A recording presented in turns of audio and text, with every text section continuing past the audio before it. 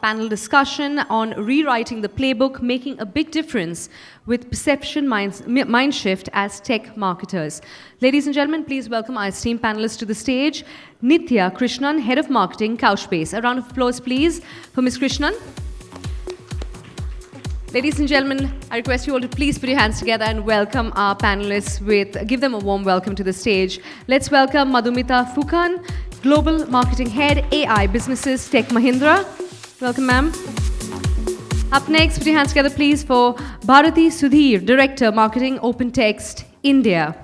A round of applause, please, for Ms. Sudhir. And to moderate the session, please welcome back our moderator, Jessie Paul, Founder and CEO, Paul Writer.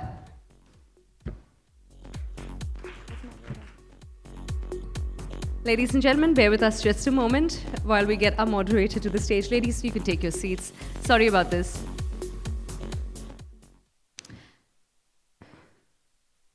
Just bear with us just a moment, ladies and gentlemen. Terribly sorry about this.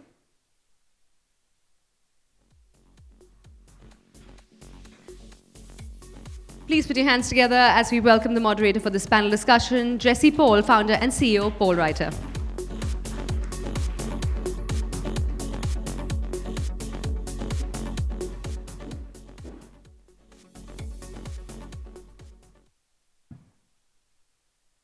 Hello, everyone, and I hope you had a nice break. And I'm back. And this is a very interesting session in the sense that we're talking about the repositioning. So the first question that I had when I saw the topic was, what's wrong with the current perception of tech marketers? I mean, what's incorrect right now? And Madhumita bravely offered to answer that. First of all, thank you so much, Jessie, for this interesting question to start with, right? I will talk about some of the misconception related to tech marketing or tech marketers, right? So I think that first of all, so marketing was treated as a step function for a long time. But now I think, the organizations are realizing that this can be, or it is actually, one of the significant, growth engines, which can push the businesses towards outthink or outplay or outshine the competitors, right? So I think, in that sense, so what I say, when marketing is strong, organizations can be stronger. So, so with technological advancements, so most of the companies now, they are adopting this, I would say, the ROI-driven marketing, right? So I think, what as a marketer we are doing is converting this data into actionable insights, right? And ultimately turning that actionable insights into the enhanced business outcomes. Right, so I would say this is, so what exactly we do is, I think we use the data to target audience, or maybe just, kind of build relationship with the prospects, or, I would say to uncover the different kind of, channels for marketing, right? So all this kind of stuff happening, right? And apart from that, what will I say, the second point I would love to just, bring in. So people, people think that AI, Gen AI, or different kind of intelligent automation or data analytics or any other new gen technologies, they are kind of reducing the workload of the marketers. But this is, I think, this is a misconception. It is actually not reducing the work, but it is making all these things, all these marketers' work easier, right? So I think with data analytics or AI or Gen AI, now what we can do, we can optimize different processes, or we can create data or content very quickly, right? But I think instead they are making are more responsible, or maybe I would say they are making us more strategic to invest our time in strategy, creating the strategy or creating the roadmaps and all these things, right? Or campaign objectives and all these things. So that's, I think, this is again the misconception. For example, I will take one technical example. Like, for example, AI or Gen AI helps us create thought leadership article or the blog or jingle in few seconds. But what happens is, like, we cannot publish it as is. We have to review as a marketer. We have to take the responsibility. We have to just see from the, if it is bias-free or copyright issues are there, right? So we have to take care of that. Apart from that, I believe we have to take care of this customer privacy also, like consumer privacy and all these things. So that is my second point, and I think a very important point I just wanted to mention, Jessie, that is like, replacement of marketer's job by AI or Gen AI. So I think I'm going to ask you to leave that thought there and ask Bharati. You raised it exactly. How is AI actually transforming? And do you actually see job losses, or do you see that marketing is going to transform because of that? Absolutely. I think AI is, first of all, let's say this loud and clear. AI is not going to result in job losses. That's something all of us need to understand and accept, because AI, in my opinion, is more of augmented intelligence rather than artificial intelligence. It only helps you do better whatever you're doing thus far. Let me pose a question to this audience. Yeah, audience. Show of hands, how many of you believe AI will not result in job losses? Okay. There is a segment, and there's still another segment which needs more convincing, but I'm sure all of you all will come around to this thought that AI will not result in job losses, but it will actually augment and make you do your job in a much, much better fashion. So the point here is that how do we leverage it in that, to make it an ally and not see it as a competitor or not see it as a threat, right? And Jessie, to your question, is AI changing the way we are marketing today? Absolutely, absolutely. And is it also changing the perception of tech marketers? Yes. So yes to both the questions. So how is AI changing the way we are marketing today, right? Earlier, marketing was a little esoteric, if I can use the term, right? We did not have measurable outcomes that we could, put on the table. But today, if sales is the arrow, marketing has become the arrowhead of that arrow. And why do I say that? Because using data, using automation, using AI, we are able to use all of these channel tools to make sure that we deliver results which are quantifiable, which are actionable, and more importantly, which are measurable, right? So therefore, the whole perception of tech marketing has become more from just a support function to a function which actually opens the doors and leads the sale and therefore impacts your growth and revenue. And that is a huge shift from being somebody who was good to have, good to do, to something which is a must have and a must do, right? I think that's a fundamental shift that we are seeing over here. And more importantly, is it changing the perception of tech marketers? Of course, today tech marketers are no longer seen as somebody who you call when you want to do an event. No, that whole definition is like very passé, and if somebody's still doing that, then they need to really wake up and smell the coffee. So tech marketers today are allies to their sales, to their services counterparts, to their customer service teams, etc. I'm giving away my age here, but when I started working, marketing and HR were considered women-friendly functions. Those nice, soft, friendly functions where no harm would come to the woman as well, right? And now you guys are talking about it like it's a science.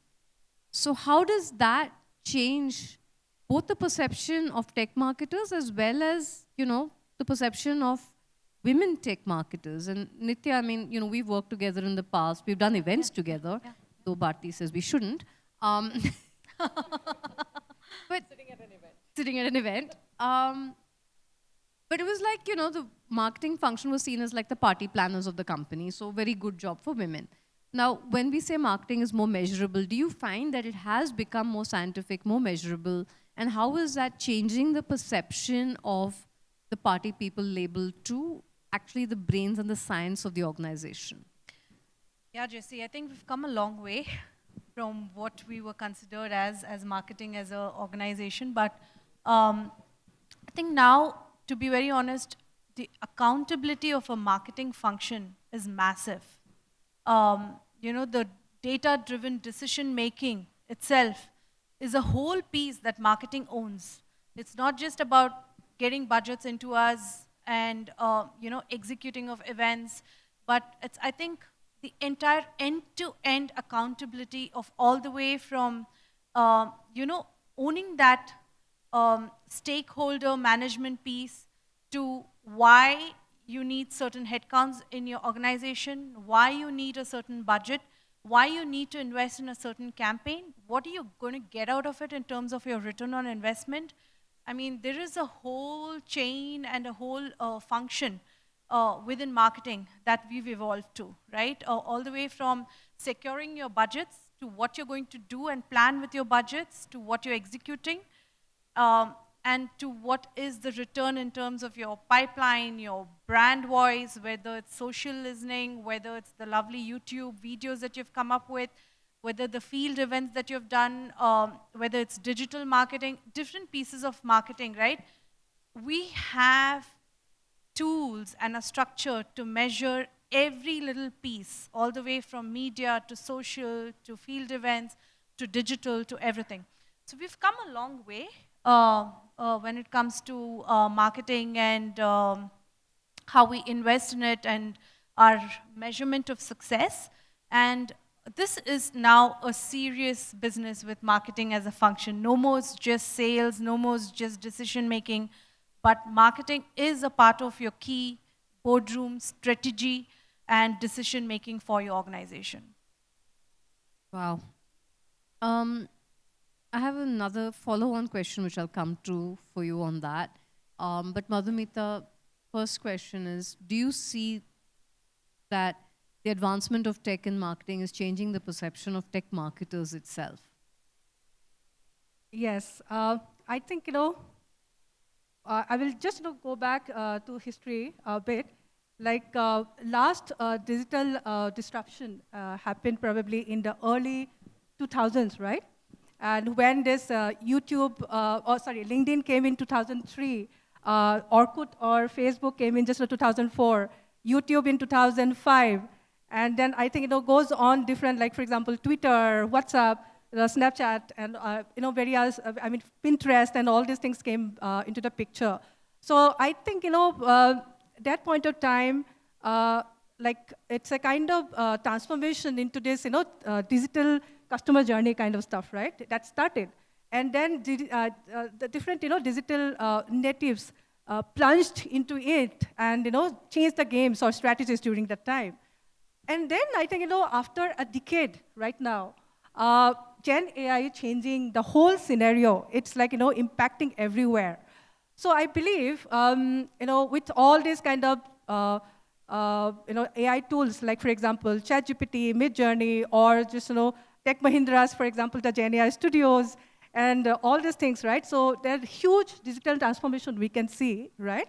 And so I think, when I'll take another number here, like the kind of digital transformation happening across is like one important number is, if we'll see, that is like, I think, 452 million active UPI users are there in India right now, right? 14.4 billion of transactions happens, every month, right? So, so this kind of digital transformation is happening, and it is impacting, in fact, for the marketers also. So huge number of people are there on this social media, for example, 5 billion plus people are on the social media, right? Customer demand is increasing because of all these rapid technological advancements, right? Or maybe it's lifestyle changes.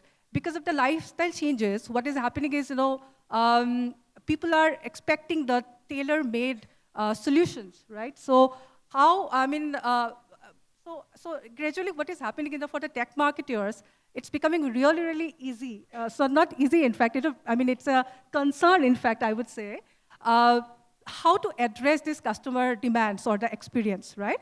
So in that sense, I believe, so it's the time for the marketers to think of the right mix of, like, how we can address this different experiences, right? Digital experiences, be it like customer experience or employee experience or product or services experience, right? So I think and what are the ingredients for that is like, I would say the real-time automation or in-the-moment interaction or like, I would say proactive intelligence, engagement, innovations kind of stuff. Or I would say above all, this is like using the best AI tools or GenAI tools for creating the best storytelling and taking the best decision-making kind of stuff for the marketers. Yeah. Wow. It's a long way since we had to borrow computers to send mails. So Nithya, I have a slightly off-field question, which I said I'd come back to you, which is, despite all of this tech advancement, what are the remaining biases? So gender bias is one. Are there other biases? And do you see tech leveling these biases to build anything better? Lovely question, Jessie. So one of the things that I observed, or a topic that I would like to bring up, is the location bias, right? A lot of marketing leadership positions really don't seep in all the way into India, right? Even at an APAC level, it's either Sydney or Singapore, and previously it was more just Silicon Valley and some of the urban areas. But as though these trends and insights, right, really apply universally across all of our regions. But that we see evolved or is evolving this past 3 years with a lot of global roles, even within marketing, coming into India. With the world going virtual, hybrid, with all the tools to connect, and of course, women work across time zones and really are the best multitaskers. Whether it's women or men, that doesn't matter, but within marketing as a function, right? I mean, we do see a lot of global roles as well as APAC roles now also showing up from within India, so which is a big thing. And do you see any other biases? I wouldn't really stress as much on gender bias at this point in time.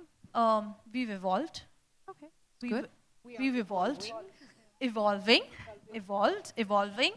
and yeah, we women are across all industries possible. Okay, fantastic. And again, the hybrid, the hybrid world, the virtual world has helped us multitask and take on even more than what we would have done previously. A lot of us would have let go on of our 9-to-5 jobs. If it was pre-COVID time where we had to go into office 5 days, 6 days a week. I mean, now things have evolved and we're able to really do the juggling act, which, I think would also remove a lot of gender bias and a lot of us growing up the ladder within the tech or any other industry as well, getting our key roles and being a part of those key strategy discussions and planning. Okay, great. So in the morning, we heard about how to dress like a CEO. I have my views on that, but regardless, now that we're dressed to be CEOs, and Bharati, you talked about how marketing is now the arrowhead for sales. And I've always said that great marketing should replace the need for sales. Yeah. Right? I mean, obviously, if your product is so awesome and so sexy, why do you need sales, right? People are queuing up to get it, like Apple. But, now that the lines are blurring, do you see marketing being positioned as a CEO track function in tech organizations?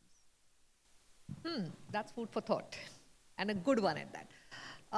But yeah, on a serious note, why not?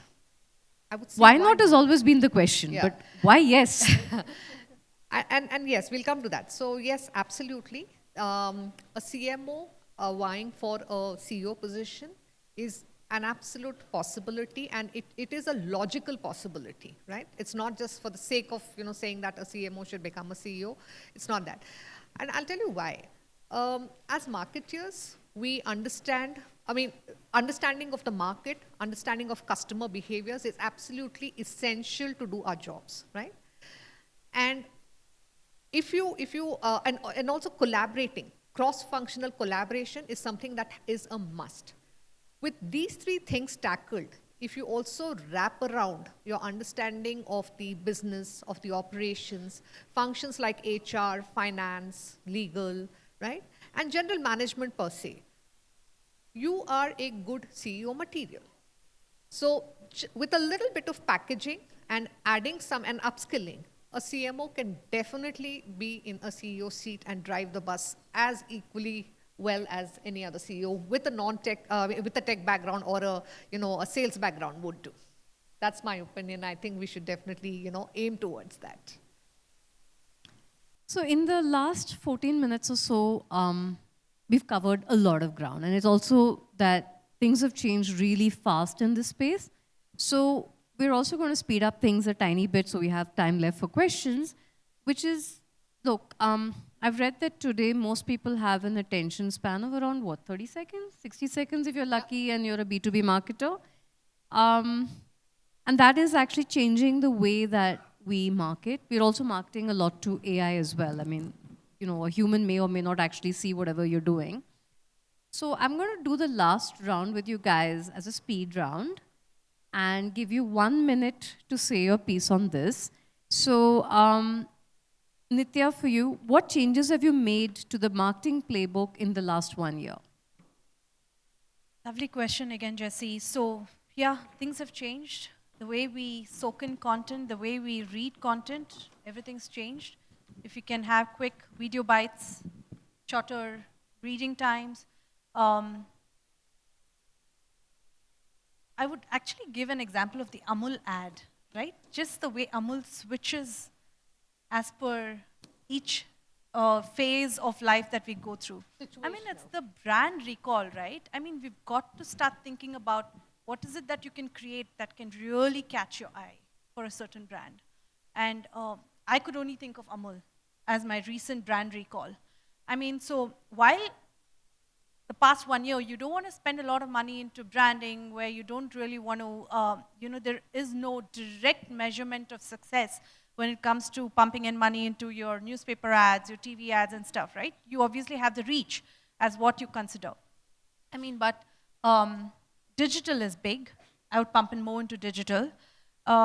Integration into multi, channel strategies, right? Ensuring that your content is consistent across different platforms. Ensuring that that is there as well. And also, not one size fits all. So being able to personalize, leverage your AI, ML, being able to personalize your messaging to your key target audience, based on their age, their gender, Nithya, your 60 seconds are gone now. Way gone. I just have so much to say, but yeah, that's my last key point of being able to personalize, customize. Communication is the key that we focused on, using all the lovely key new technologies that's come in. And yeah, over to you. Thank you. So quick show of hands in my 10 seconds. How many of you consider yourselves Gen Z? Oh my God, nobody considers themselves Gen Z. Forget being Gen Z. Okay, Madhumita, this is going to be really, really relevant to this audience. What marketing changes have you had to make to cater to Gen Z decision makers? They are there, believe it or not. Okay, I think, what I could feel like with humongous amount of data created almost every day, right?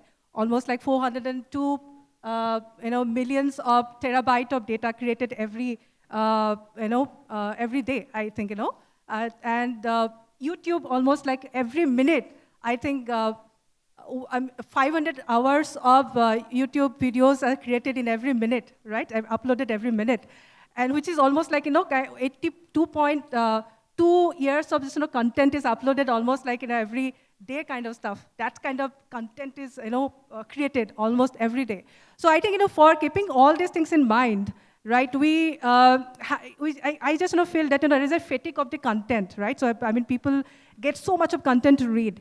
And especially for the Gen Z, as you said, particularly that, that generation, which is actually just started entering into the workforce. So we have to create the strategies, keeping them in mind.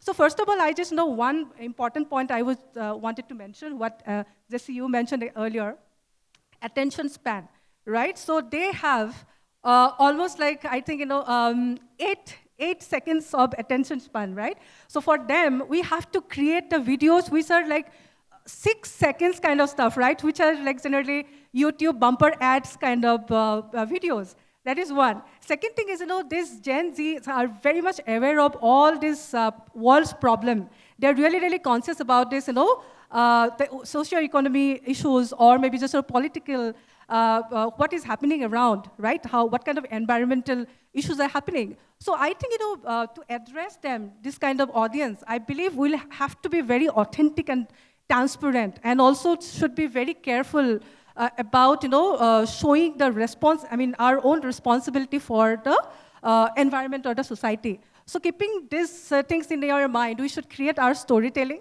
And apart from that, I think they expect a personalization, right?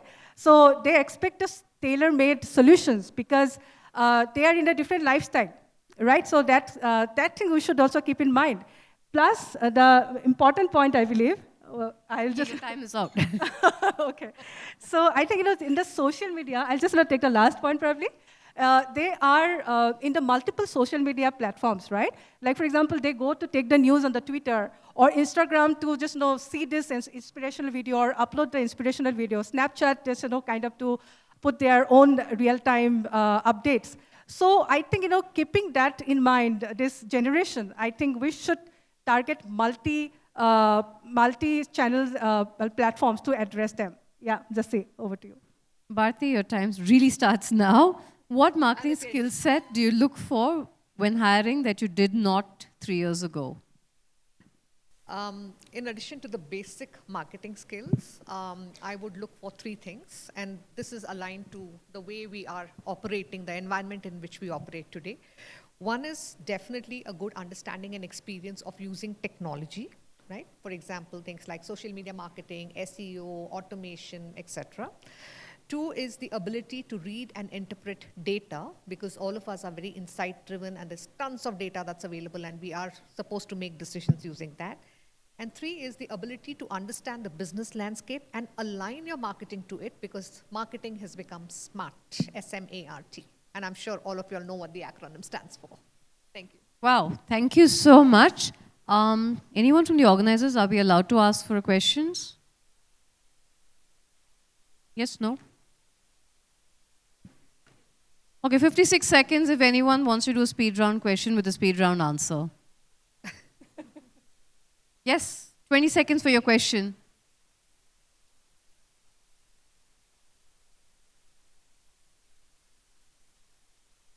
Have you what? Taken any wrong decisions with the data? Oh, absolutely. If you don't read data, then you take a wrong decision to begin with.